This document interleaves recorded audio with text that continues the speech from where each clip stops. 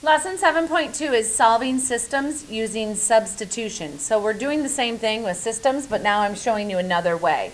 So the first way in 7.1 was to graph it, and now we are going to use substitution.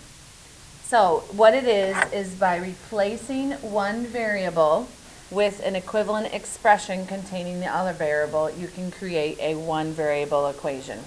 So I'll show you. So here's what you do. Now, they're going to give you two equations, and these are both in slope-intercept form, y equals mx plus b, both of them, if you look at it. Now, they both equal the same thing. They both equal y. So what I'm going to do, instead of having them both equal y, I'm going to make them both equal each other. So take the y out, and I'm going to put this part in to y. So then what they did is they did x plus 7 equals negative 4x plus 8. So I just took this whole piece right here and put it in for y. And then you solve the equation and you get your answer. Once you get your x, then you can put that in for x, and then you can find your y simply from that. So try this problem. Solve using substitution. Okay, so I know that y equals 2x.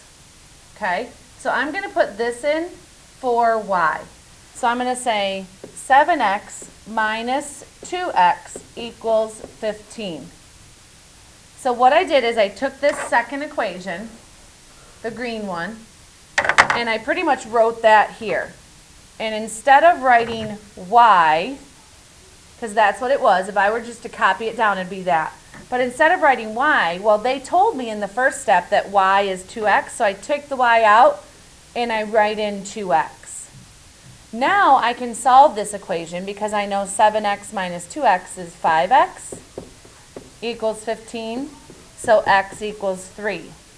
And then I take x equals 3 and I plug that into the first equation, y equals 2x. Well, x equals 3, so 2 times 3 is 6.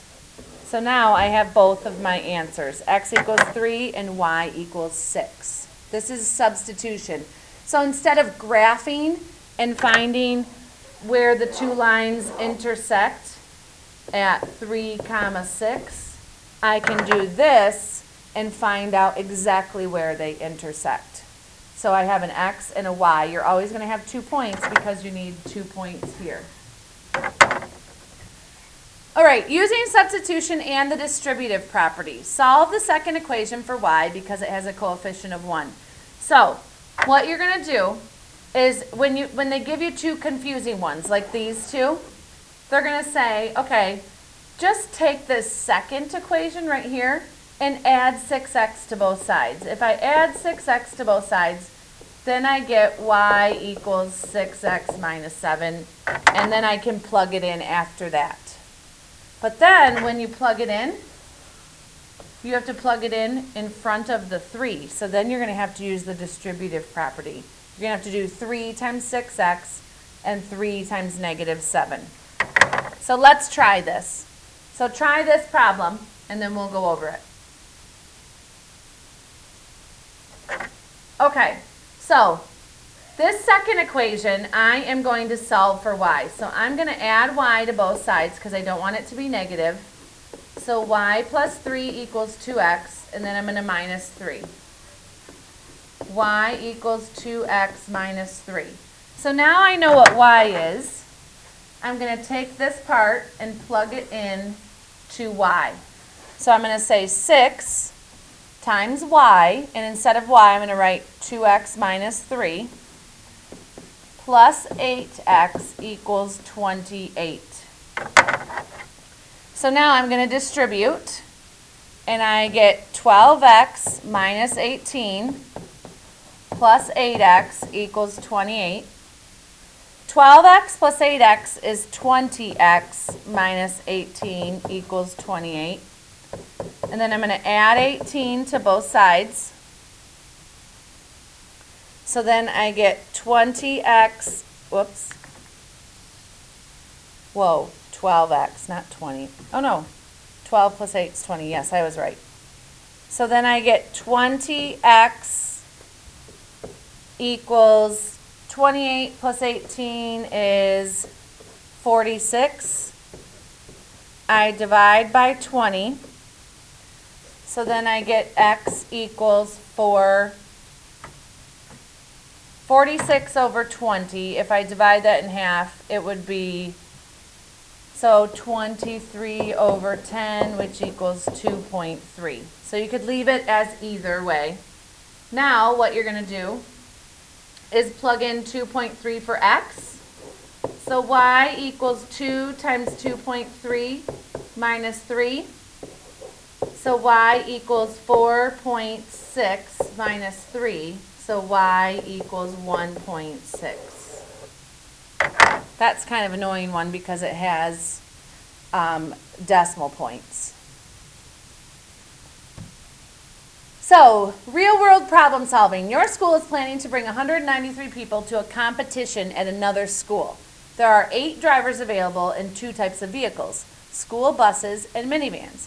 The school buses seat 51 people each, and the minivans seat 8 people each.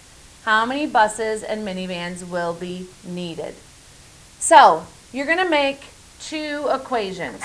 If you look here, if you have, let B be the number of school buses, okay, and M is the number of minivans. So it said that there are 8 drivers available.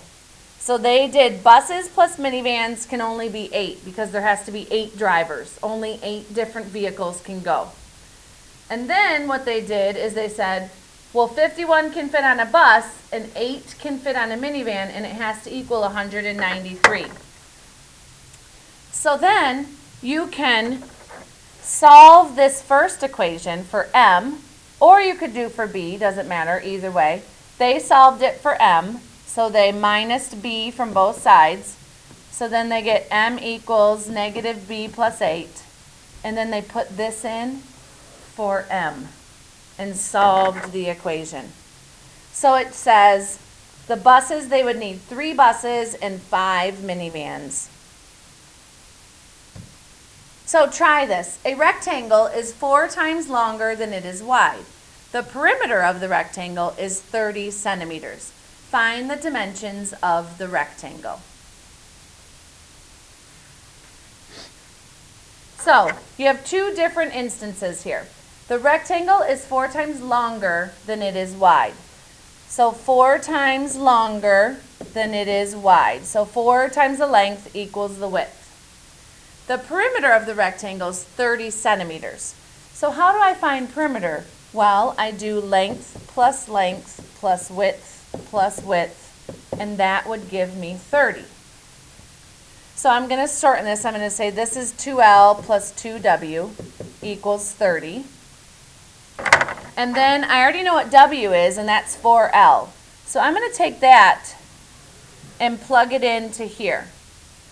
So now I have 2L plus 2 times 4L equals 30. So 2L plus 8L equals 30.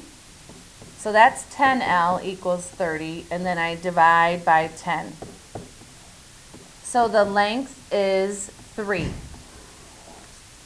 Now the width, I'm going to put that back in here,